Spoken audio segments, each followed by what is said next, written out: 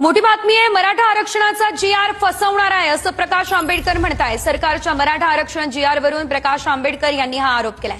मराठा हे कुणबी नाहीत यावर सुप्रीम कोर्टाने शिक्कामोर्तब केलंय।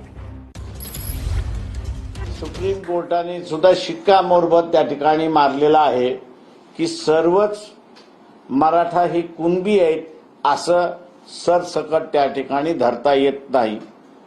आणि म्हणून जो निर्णय भारतीय जनता पक्षाने जी.आर मार्फत काढला तो मगाशी मी म्हटल्याप्रमाणे गंडवणारा आहे, फसवणारा आहे।